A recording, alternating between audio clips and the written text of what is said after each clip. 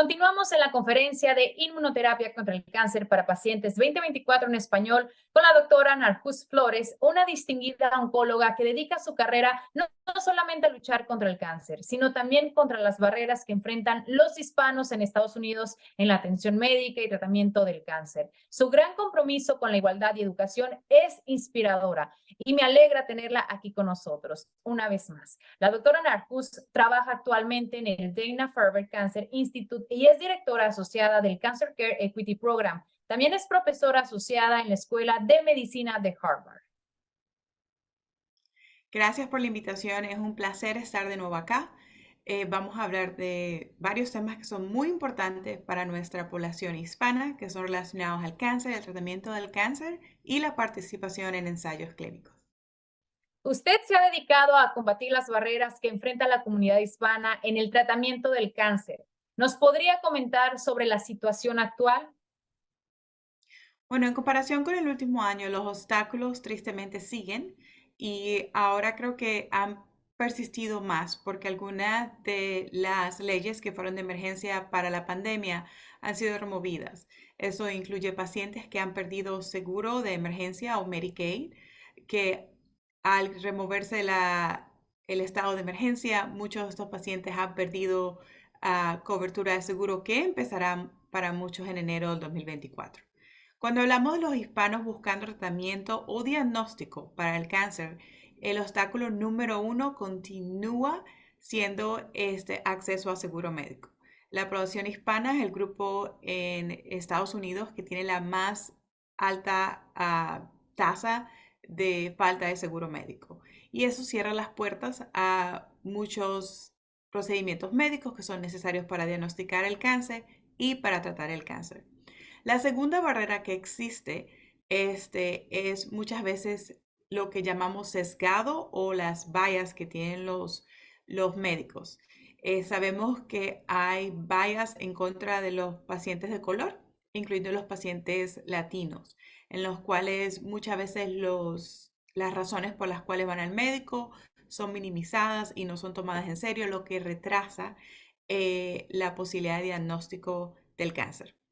El tercer problema que tenemos es muchos de nuestros pacientes hispanos, aproximadamente 11 millones de hispanos en los Estados Unidos, no tienen un estado de documentación.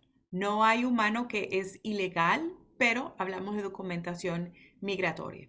Entonces, eso limita las posibilidades de esta población, 11 millones, poder obtener seguro médico, poder recibir seguro de caridad en alguno de los hospitales. Entonces necesitamos sistemas que también ayuden a esta población porque todos los humanos tienen los mismos derechos de salud para poder obtener cuidado médico. Y el cuarto obstáculo es un único de nuestra población. Y es que a veces tenemos el pensamiento de que si es cáncer, todo se queda ahí, que no hay tratamientos. Entonces, en los últimos años hemos aumentado el tipo de educación que le estamos dando a la población hispana para entender que el diagnóstico de cáncer no es el último paso, sino es el comienzo de muchas de las opciones que hay tratamiento. Muchos cánceres pueden ser curados y los que no pueden ser curados, que son diagnosticados en etapa avanzada, tenemos tratamientos por los cuales los pacientes pueden vivir por años con una calidad de vida aceptable. Entonces, voy a repetir las principales barreras para la población hispana cuando viene al cáncer. Primero es el acceso a seguros. Segundo es muchas veces el sesgado o las vallas que tienen los proveedores de salud en contra de poblaciones de color. Tercero es mucha de nuestra población hispana que es undocumentada, no tiene acceso a salud. Y cuarto, ya eso en nuestra población es el creer que el diagnóstico de cáncer todo es fatal y que hay pocas opciones de tratamiento. A pesar de todos estos problemas que existen hoy, ¿cómo podríamos mejorar la participación de los hispanos en los ensayos clínicos y qué debemos saber sobre ellos? Esa es una pregunta muy importante. Y antes de hablar cómo podemos mejorar la participación de nuestra población hispana, vamos a hablar de lo que es un ensayo clínico. Un ensayo clínico es un estudio que trata de comparar un tratamiento en contra del otro. La mayoría de los ensayos clínicos en cáncer no incluyen placebo. Más de 80% de estudios no incluyen la pastilla de azúcar que muchos pacientes piensan que van a recibir en ensayo clínico. Así que ensayo clínico estudia cuál tratamiento es mejor y muchas veces proporciona opciones extra de tratamiento para los pacientes. Sabemos desde mi estudio publicado en el 2017, que hicimos otro estudio en el 2018 y otra publicación en el 2021, que solamente 3% de los hispanos con cáncer participan en ensayos clínicos. Y hay muchas barreras para eso. La primera barrera que existe para los ensayos clínicos es que la mayoría están localizados en los hospitales grandes en las ciudades grandes, donde la mayoría de los pacientes hispanos no se sienten cómodos o no pueden tener acceso a servicios de salud. Yo trabajo, por ejemplo, en Dana-Farber, que es un hospital grande, pero está en Ivory Tower. Lo que hablamos es de estos hospitales grandes que para muchos pacientes, particularmente la población hispana, se asusta de esos hospitales. Entonces, los ensayos clínicos están lejos de los pacientes y son difíciles de accesar. Segundo es, muchas veces los proveedores de salud no pasan después del no. Déjenme explicar un poco esto.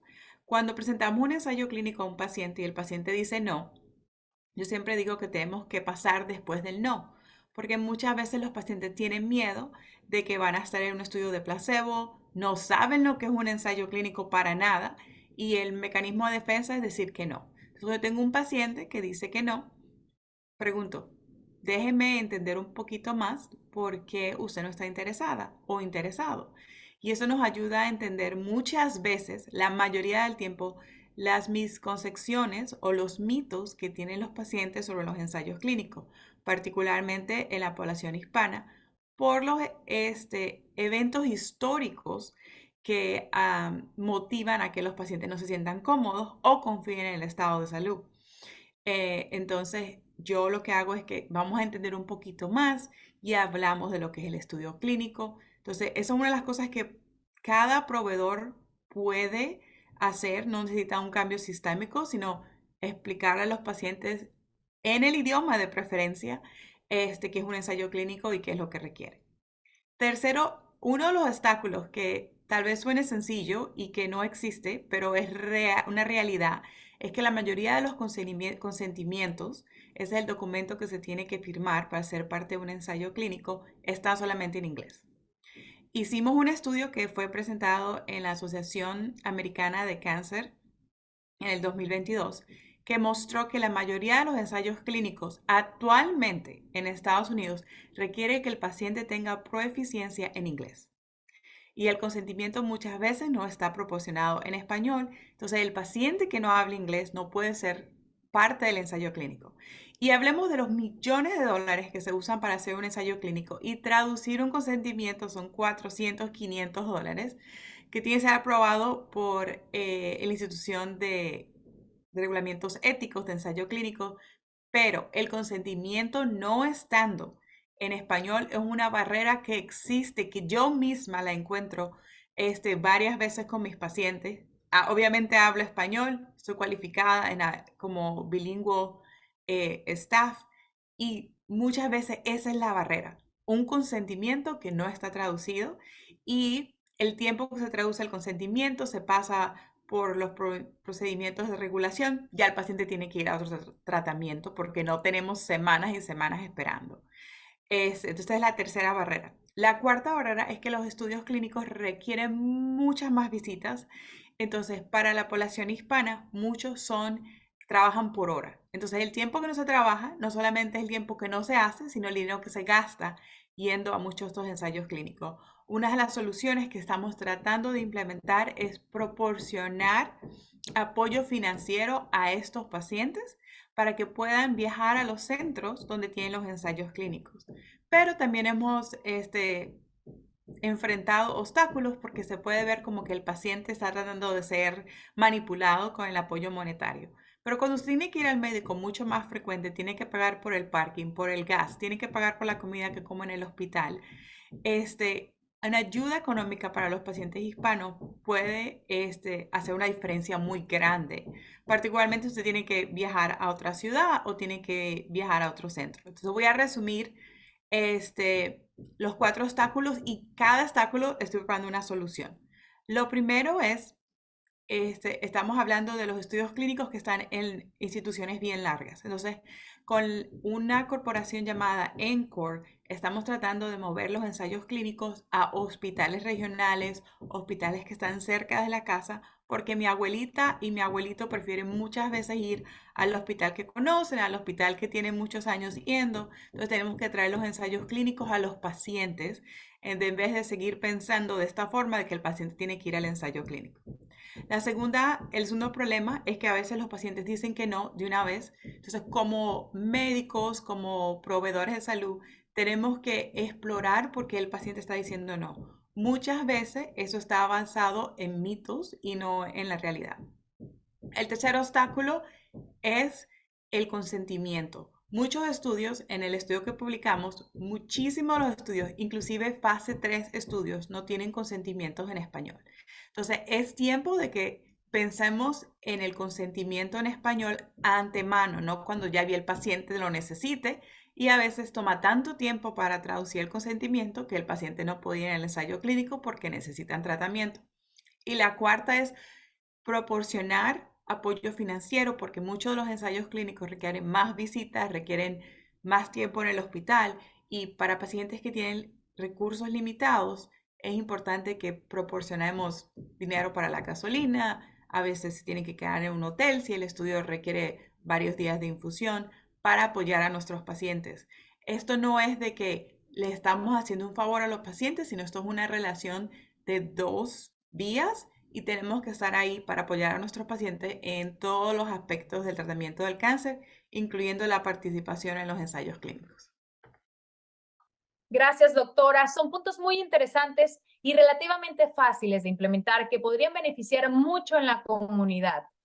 ¿Qué consejo le puede dar a los que están viendo esta entrevista para buscar más información sobre los tratamientos y los ensayos clínicos de inmunoterapia que pueden tratar sus tipos de cáncer específicamente? Ok. Lo primero cuando hablamos con inmunoterapia tenemos que decir qué es lo que es.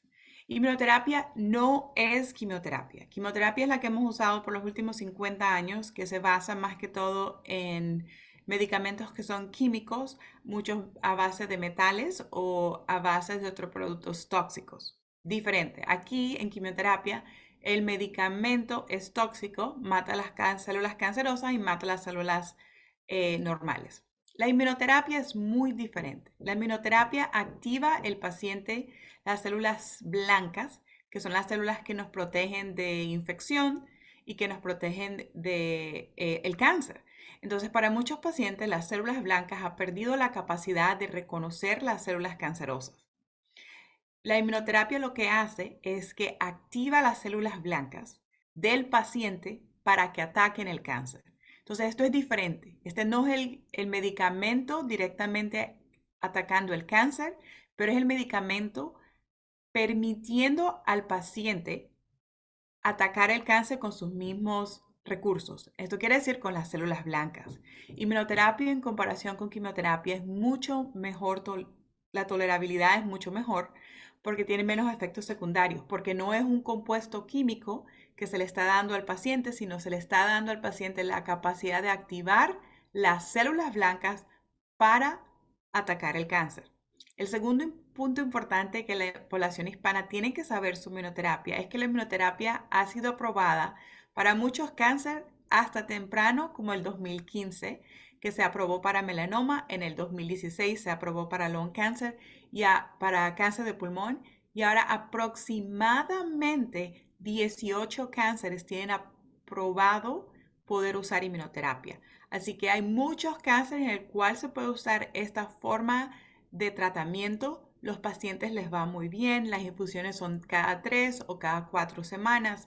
Yo tengo muchos pacientes en inmunoterapia que nunca hubiésemos pensado en cáncer de pulmón que pudiéramos tener una cura con pacientes etapa 4 Tengo varios pacientes que después de 2 años de inmunoterapia no hay ningún cáncer, dejamos la inmunoterapia y lo estamos siguiendo. Algo que antes del 2016 nunca se hubiese pensado. Yo tengo una paciente que tiene 11 años desde que la diagnosticaron con cáncer de pulmón. Me acuerdo hablando con ella y que no hay muchos humanos que han recibido este medicamento, vamos a darle un chance, ella es hispana y ella estuvo de acuerdo en tener un poco de fe en mí y ahora está fuera de tratamiento. Estábamos esperando que tuviese un nieto, ese era su goal, su meta, tener un nieto, ahora tiene 8 nietos. Y está esperando que ya deje de tener nietos y eso es gracias a la inmunoterapia. Entonces está aprobada, activa el sistema inmunológico y es importante que los pacientes sepan de ese tipo de tratamiento y se lo digan al oncólogo. Puede ser que el cáncer no esté aprobado o no sea una buena opción para ese tipo de cáncer, pero lo único lo que pueden decir es que no. Entonces quiero motivar a todos los pacientes y las familias que tal vez estén escuchando esto, pregúntele a su oncólogo, ¿qué tal la inmunoterapia? ¿La inmunoterapia funciona para mi tipo de cáncer? Porque los beneficios de la inmunoterapia no solamente es que tiene menos efectos secundarios, sino la respuesta es prolongada, porque el sistema inmune de los pacientes aprende a identificar el cáncer y sigue funcionando inclusive meses después de que la inmunoterapia se ha dejado de dar. Ha sido un cambio revolucionario que todos los pacientes tienen que tener la opción o al menos preguntar si es una opción para ellos. Sus casos me llenan de esperanza y quiero confiar en que cada vez serán más. Doctora Narjus, ¿cuál diría que es la parte más difícil, pero también más gratificante de dedicar su trabajo a la comunidad hispana? Yo creo que la parte más difícil de enfocarse en las desigualdades que tiene la población hispana es que te llega al corazón, es algo personal. Cada vez que veo un caso de un paciente que ha sufrido muchísimas desigualdades, que ha afectado el tiempo de diagnóstico, que tal vez pudiera haber sido diagnosticado en una etapa temprana de cáncer, que es muy común para la población hispana, que debido a las desigualdades el paciente primero se presenta, tal vez tiene una etapa 1, etapa 2 del cáncer, y debido a las desigualdades y los retrasos de tratamiento, el paciente se diagnostica ya a la etapa 4. Y para mí es poco, pienso, y mi abuelita, o sea, esto le podría pasar a mi abuelita. Mi, mi padre es sobreviviente de cáncer, pero él tuvo la oportunidad de tener una hija que es oncóloga que pudo acelerar todo. Pero inclusive mi padre, que también es médico, tuvo retrasos en el tratamiento porque muchas veces como él no tenía factores de riesgo, le dijeron, no, eso es reflujo. Entonces, lo más difícil es que esto afecta a mi familia. Mi familia es la comunidad hispana. No solamente mi papá, mi mamá, mi abuela, mi familia es la comunidad hispana. Entonces, es como cuando alguien te maltrata a tu familia. Y yo tengo la historia de que si un paciente llega a mí, tengo una niña jovencita que llegó a mi clínica hace varios meses, que estaba embarazada cuando la diagnosticaron de cáncer de pulmón y le dijeron que tenía que terminar el embarazo para poder tratar el cáncer de pulmón, que no es verdad. Hay muchos tratamientos que se pueden dar durante el embarazo. No le dieron otra opción, ella tuvo que terminar el embarazo, el tratamiento fue incompleto y llegó a mí. Entonces yo lo que hice fue que llamé a esos médicos, les busqué el nombre, les busqué el teléfono. Como dice la paciente, lo único que le faltó a usted, doctora, fue buscar la huella digital. Y los hice responsables y los llamé y les dije, esto es lo que está pasando. Entonces, es como la película del Padrino. Si alguien se mete con mi comunidad, con mi familia hispana, los voy a buscar, porque tenemos que hacer que las personas sean responsables de las acciones, todos los proveedores de salud. Y en los principios los principios de la teoría de humildad cultural, quiere decir que tenemos que hacer a las personas responsables. Entonces, cuando estos pacientes llegan a mi clínica como oncóloga, muchos llegan ya cuando tienen el diagnóstico, yo me encargo de llamar a las personas que tal vez obstruyeron tratamiento. Primero, porque una forma es hacerlos responsables y segundo, porque eso tal vez ayudará que en el futuro pues estén más conscientes de cómo la falta de acción o las acciones incorrectas pueden afectar a los pacientes en el futuro. Esta paciente que le dije le está yendo bien, tuvo que ser reintervenida de nuevo, pero el trauma de haber tenido que terminar un embarazo, recibir un tratamiento incompleto, es algo que va a tomar muchos años para trabajar. Son historias muy fuertes, doctora, y espero que esta causa de igualdad para los hispanos siga uniendo esfuerzos. ¿Cómo usted cree que está ayudando el Cancer Research Institute en este proceso?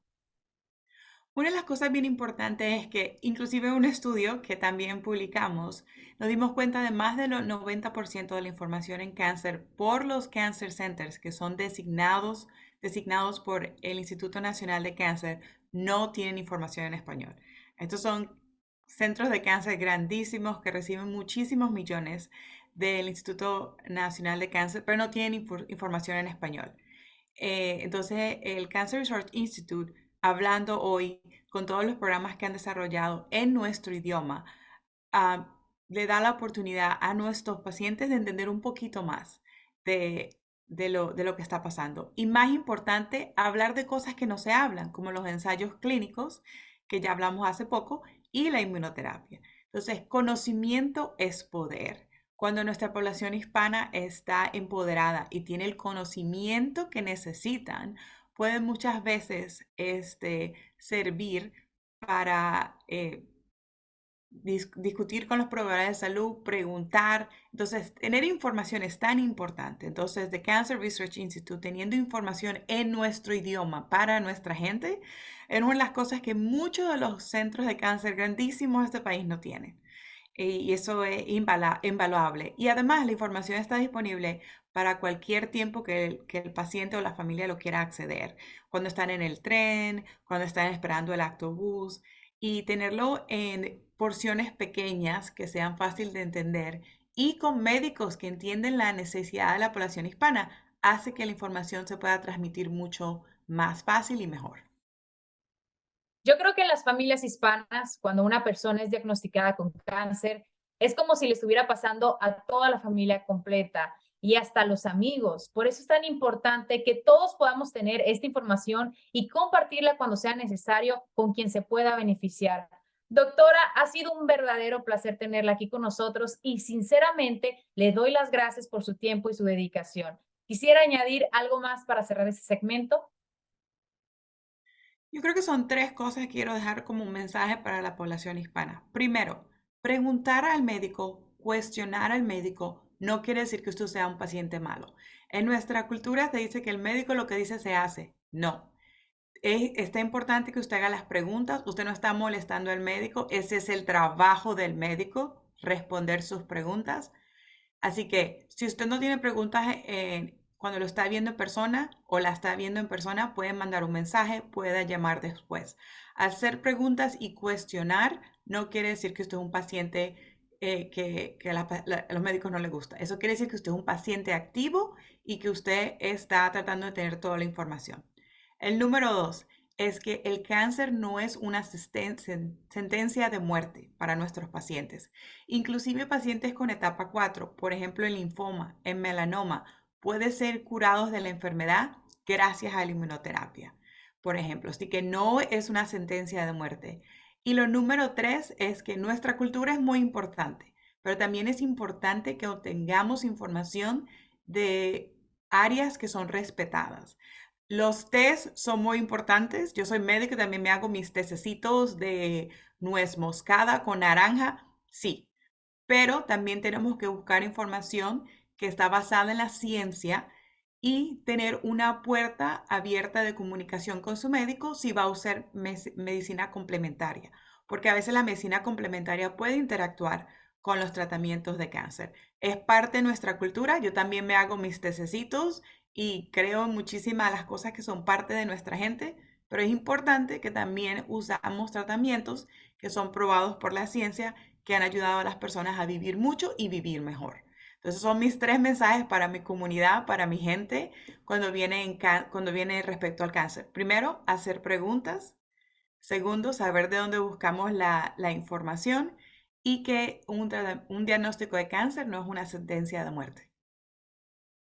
Gracias, doctora Narjus. Yo creo que mucha gente va a agradecer su mensaje. Nosotros haremos todo lo posible por seguir adelante, comunicándonos con nuestra comunidad hispana y dándole las herramientas necesarias para que puedan pelear esta batalla con un poquito más de información. Un placer estar aquí. Gracias por invitarme de nuevo. Como lo dije antes, lo que le pasa a la comunidad hispana es lo que le pasa a mi familia y a mi gente y seguiremos trabajando en esto para que todos los hispanos reciban tratamiento igual de cáncer y de seguimiento.